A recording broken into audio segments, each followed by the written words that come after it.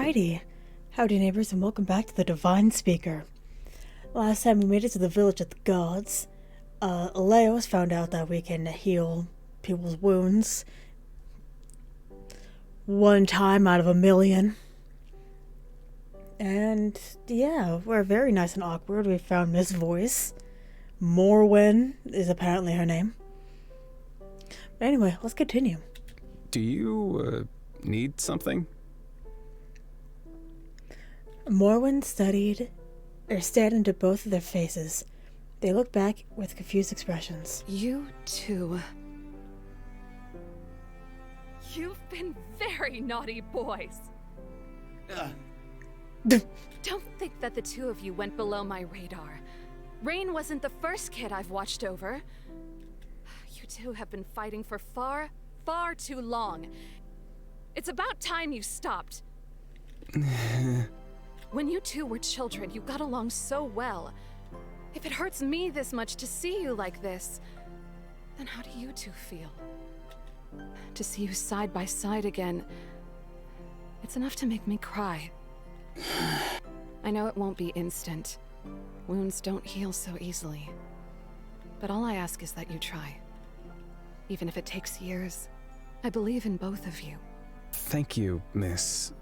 But... Miss? I'm a lot older than both of you, you know. Older than every single person in this village put together. You might think I'm meddling, but... Morwen squeezed the two of them tighter. I can see it. A long string, twisted and filled with knots as it is, that connects the two of you. Even after all of these years, I still see it. It's not possible. Not anymore. I hope you'll change your mind, my little speaker. You've been through a lot. Don't blame yourself so much, okay? Well, we shouldn't keep the others waiting, should we? Morwen finally withdrew from the hug, but the other two lingered awkwardly. What are you standing around for? Decided to hug and make up? They both looked off to the side awkwardly, eyes darting around as if in search of a place to escape to. In response, Morwen reached up and pinched their cheeks, smiling all the while. Follow me then. There's plenty of time for making up later. Ah! Ugh, don't be a baby. It'll feel better in no time. Hi, Sylvia. Right now it hurts. Oh no. Sylvia poured a tonic onto my wounds before rewrapping them. I stood on the other side of the room, watching on quietly with his arms crossed. Finally put my shirt back on over the gauze while Sylvia busied herself returning the medical supplies to their respective cupboards and boxes. What are you staring at? Well, you? Mind your tongue before you lose it. She is a little harsh. Why are you helping me? Morwen asked me to. Don't read into it so much. You still could have said no. I'm sorry. Would you prefer I undress your wound? No. I'm sorry, okay? I'm just curious about you. If you have questions, then out with them already. There's nothing I can stand less than people playing coy. You're Sylvia, the famous cartographer? Her eyes went wide and her mouth almost formed a full O before she composed herself. How did you know that? So it's true. Anyone that remembers me is long dead or lost at the bottom of the ocean. I asked you a question. How did you know that? I came across your journal. It was pure luck, I promise. I didn't realize you'd be here. You can read Toggin. Well, no. But I had someone with me that could. How did you end up here again? Last I read, you were guided out. A curious one, aren't you? Please? What else did you expect to happen? I died. I thought that was it for me, but apparently, enough assholes thought good of me and I ascended as a god. Original, right? All the gods I met ascended before the Aurelian War. What was it like exactly? Cold. Cold? At first, it's like being held underwater. Desperate to breathe, but every breath you take fills your lungs with water. But you keep trying anyway. Then it's as if you're being pulled in all directions at once, in an endless abyss of darkness. And then what? I don't know what comes next. Then I fell down to the earth. Maybe that's the point where gods used to ascend to the heavens to watch over humans. But life isn't like that for us anymore. I just fell. I would have died for real then if I didn't find this body. I guess it was fate that I happened to fall as this body was dying. Rain, here you are. Morwen. Emil and Caspian are with your companions. Sylvia? I patched him up. I'll give you a moment. Broken of my mouth in reply, Sylvia fled the room, leaving me alone with Morwen and Leos. In the atmosphere, Leos left after her. How are you feeling? Honestly, it's still painful, and I can deal with it. Will you tell me how you got here? She walked forward a few steps before sitting down on the bed that sat in the corner of the room. She motioned for me to join her. I stayed with you until we reached Sidkayam. I was trying to warn you before then, but I still couldn't speak to you properly. It's probably because you have no training as a speaker. It's a wonder I could reach you at all. I'm sorry. It's not your fault. She reached out and cut my cheek, a smile playing across her lips. Once Lucius reached Sidkayam, I knew he'd find you instantly if I stayed connected to you. It might have only bought you a little bit of time, but if that means the difference between your life or death, well, the choice was obvious to me. Even though you could have died? Her hand fell from my cheek to my hand, clasping it softly with her gloved fingers. When you've lived as long as I have, sometimes that doesn't seem like such a bad thing. Well, you can obviously tell I didn't die. Sylvia found me and guided me towards a body. I was weak, unused to the weight of flesh. She brought me back here to heal. I wanted to run away, to come find you, but my legs wouldn't listen. Thank you for everything. There's nothing to thank me for, my child. I barely did anything. I shook my head and smiled. She'd done more for me than she realized. The door suddenly opened and in stepped Varys. Varys? Varys smiled as he approached, unsurprised. You recognized me after all. It's been a long time, God of the Harvest. And you, Goddess of Water. You two know each other? We've never met in our human forms, since I was locked away in Aurelia Cavella. But we knew of each other before then. How is it in there? Dire. They're all going insane. We're only a handful of what we used to be, too. Lucius has consumed many of the old gods. No wonder he's so powerful. A mix of humans and gods to feast onto his heart's desire. If you intend to fight him, then I'll be there too. I fear that even with the two of us, it won't be enough. Then we need the help of the villagers. Varys nodded solemnly, thinking. Sylvia says that it won't happen. It will be difficult. Their leader has no interest in humans. I don't trust him. As I've heard. For long, the door opened once again. The rest of the group rejoined us. Sylvia already looked as if she was ready to punch Elrond in the face. It's a gift, really. How could he get under someone's skin that quickly? How are you feeling? It still hurts, but I should survive it. You should rest here while we go talk to their leader. I won't let you leave me behind. Why don't I show the rest of you around for a minute? The rest of you? We'll leave you two alone for the moment, okay? Yay! Don't have too much fun. I hate you. Wait, you don't need to. She waved her hand and the whole group quickly left the room. I'm sorry, okay? I told you, you don't need to be. I do trust you. Did Sign know? No. Fawn? It was because of him that I found out about it. I see. This is just a misunderstanding, okay? I promise I'm not keeping any other secrets from you. I just didn't know how to bring it up. We should catch up with the others. Leos, Prior to just say anything else, he had already left. I was alone.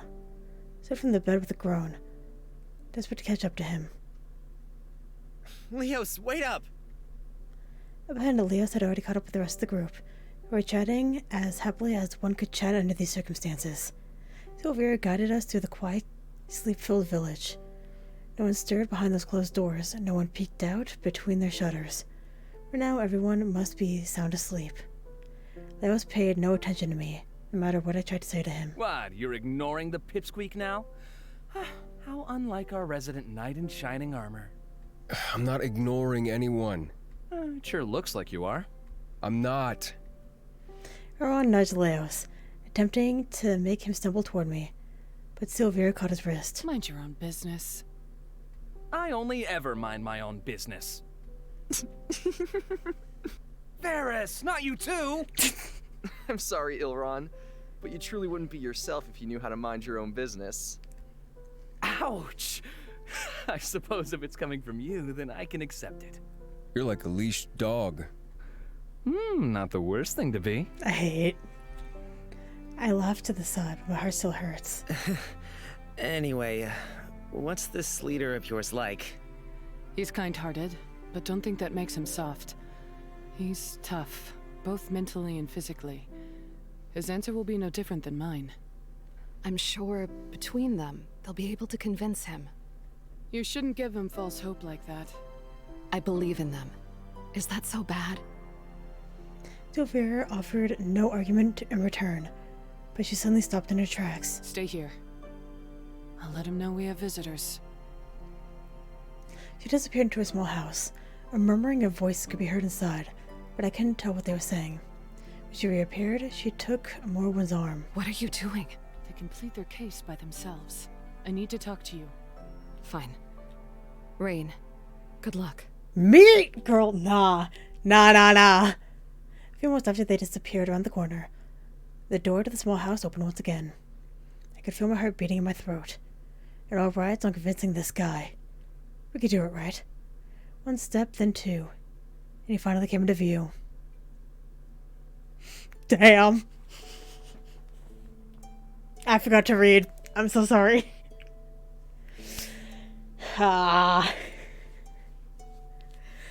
He was surrounded by an air of strength, of fierceness and authority.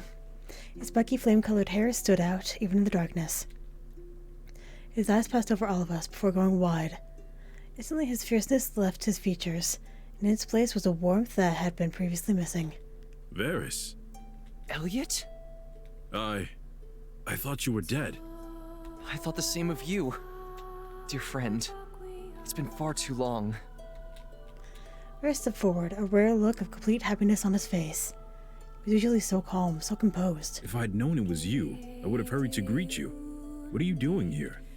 I'm afraid this isn't a social visit. We need your help, and the situation is looking dire. Firstly, let me introduce you to everyone. Meet Elliot the Brave, the god of war, and a dear friend of mine. We've known each other for as long as I can remember, but we lost track of one another around 100 years ago. Elliot? As in the Godslayer, Elliot? You're familiar with my legend, then? I am, but weren't you on Sid Kaem's side? Fighting against the gods? Funny how life works out, isn't it? You've got an interesting party, Varys. Unless I'm seeing things. Hey. There's no hiding anything from you. This is Ilron, my lifelong companion. And this is Leos, a traveler. And then we have Caspian, Crown Prince of Aurelia Cavella.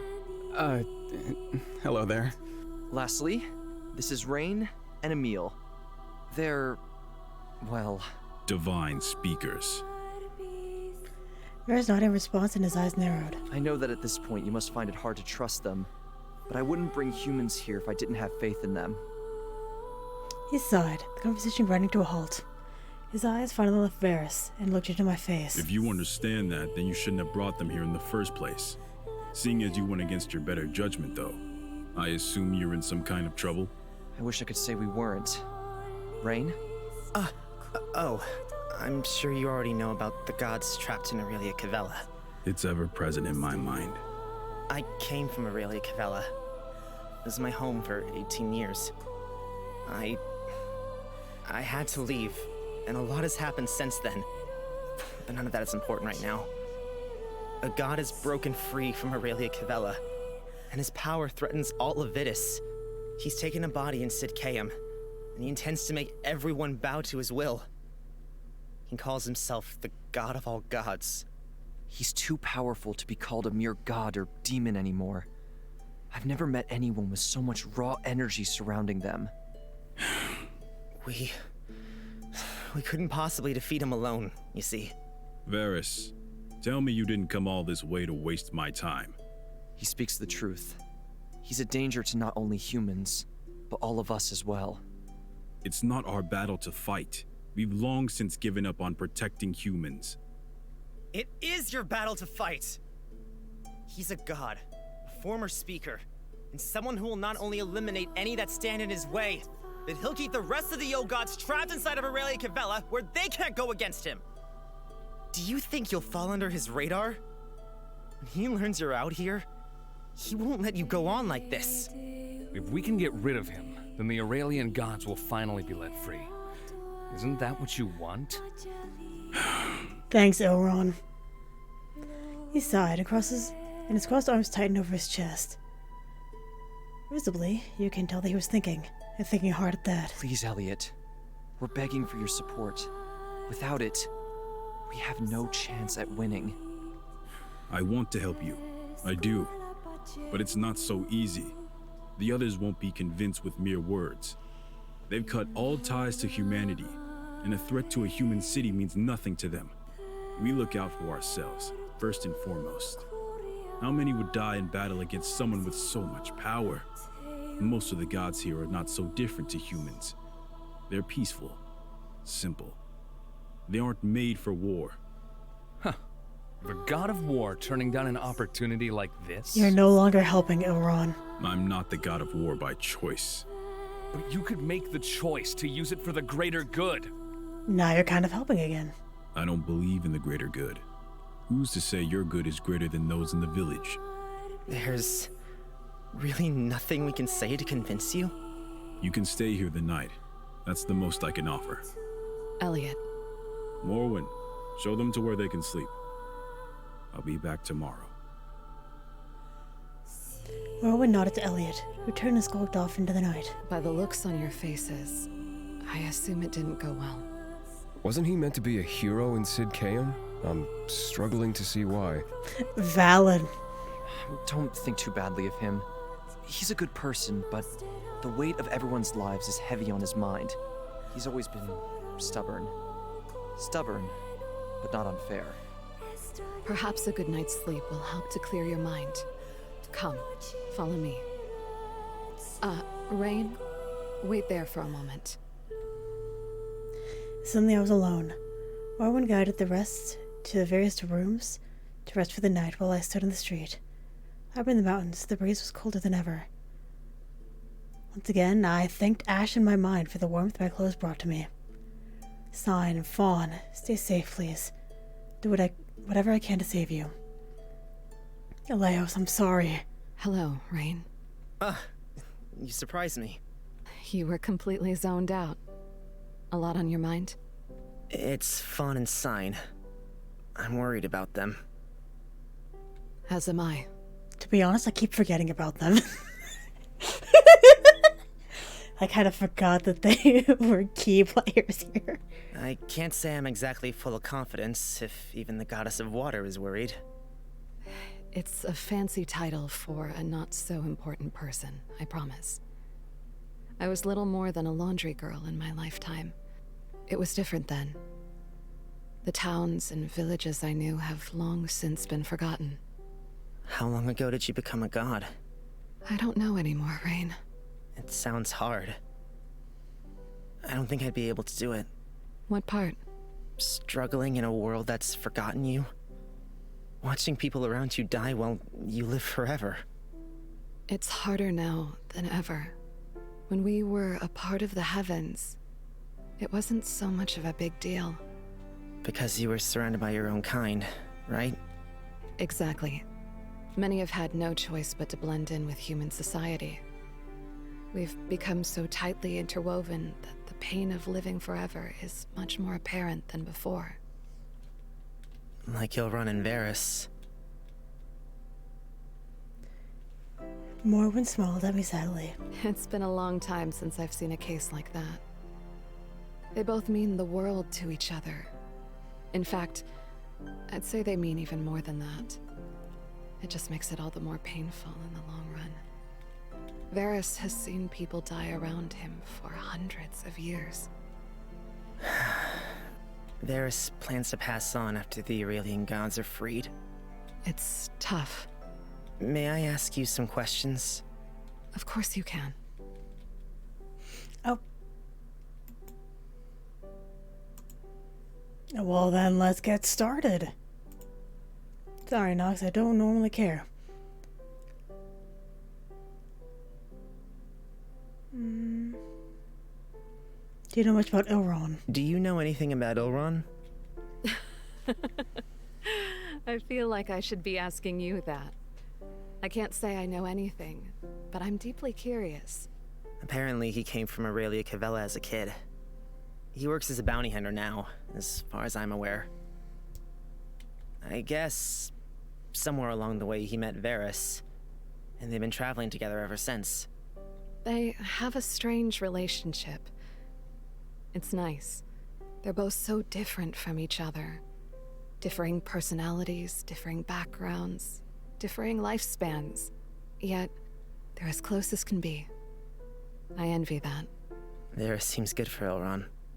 Ilron for Varys, too, by the looks of it. They give each other something that they've never had before. Can you tell me about Lucius? Is there anything else you can tell me about Lucius? I'd like to think I know him well enough.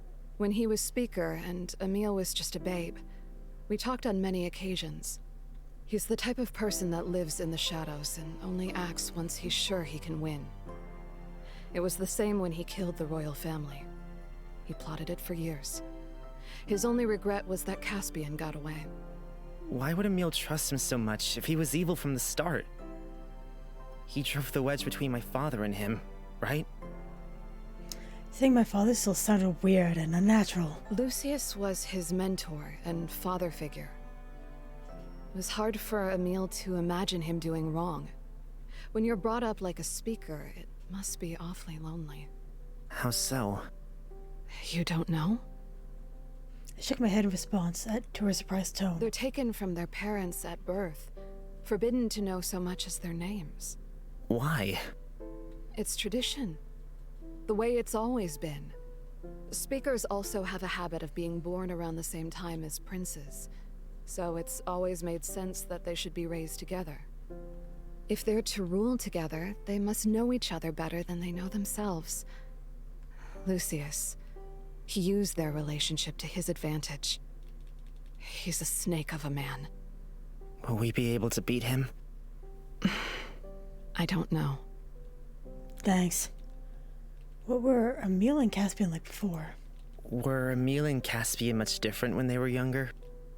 Emil and Caspian? Oh, completely different. Will you tell me about them? Well, Emil was much more reserved and quiet, but he also had quite a fiery temper. Most people would have called him shy, except for Caspian, who knew him well.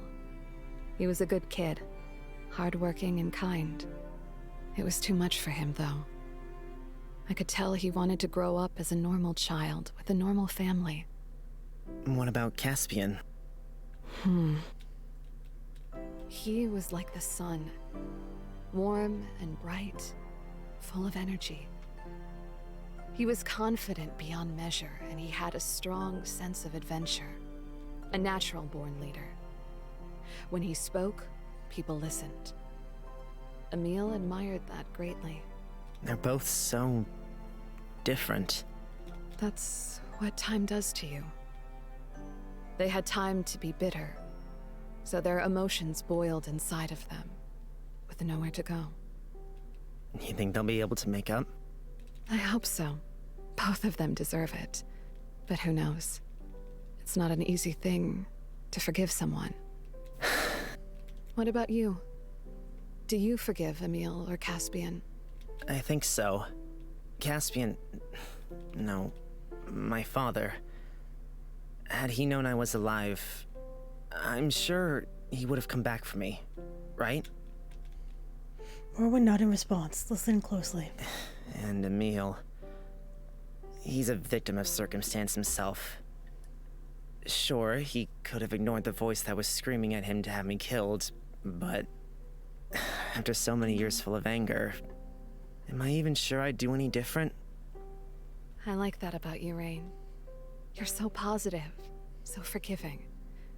It's a great strength, as long as you make sure not to let anyone walk over you. Tell me more about when you were human. Will you tell me more about when you were human? You want to know more about me? Please? Well, I came from a small village on the coast to the south of Vidus. It was called Myrefall. It's long since been wiped from both memory and map. I grew up as the daughter of farmers, and I mostly did odd jobs around the village.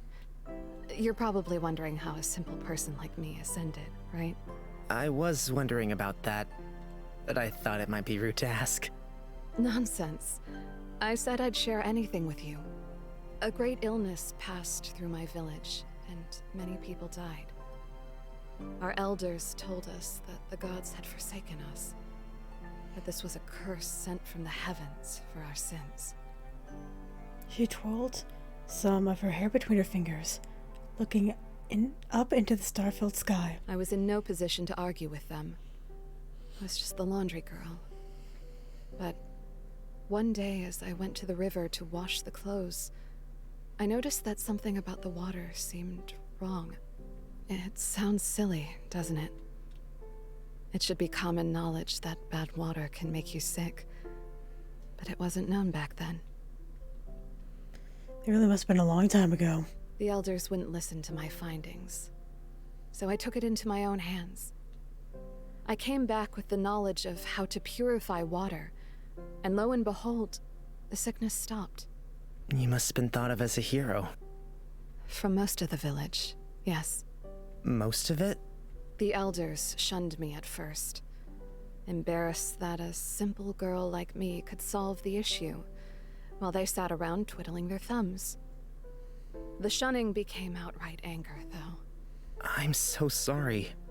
A few months later, I was washing the village's clothes down by the river, as I always do. It was running wildly, angrily. Someone pushed me, and I drowned. Ah! That was the end of my story, yet here I am today. Don't worry, it was a long time ago now. I'm not upset about it. I'm so angry. Thank you, Rain. That's enough from me, isn't it? There's something I'd ask of you instead. What is it? It's about Leos. Hey. Leos skulked through the night, finally catching hold of the person he was looking for. The green-haired man looked at him with feigned surprise, but both of them were expecting this. Leos had quickly left the room he was led to by Morwen. The man was racing too much for any rest to be viable. Firstly, Rain's secret. He wasn't upset or mad, or even disappointed. He didn't hate him for it, it just hurt. He understood why he wasn't told. He was an assassin after his life, but it still hurt. Secondly, the dagger given him by Lucius. His family crest, but how? Why would it be in Sidcaeum? How would whoever's body that was have it? Lastly, the man sitting in front of him, Ilron, his childhood friend. With all of this, I'm going to go ahead and end this episode here. So, thank you very much for watching, and hopefully, I will see you later.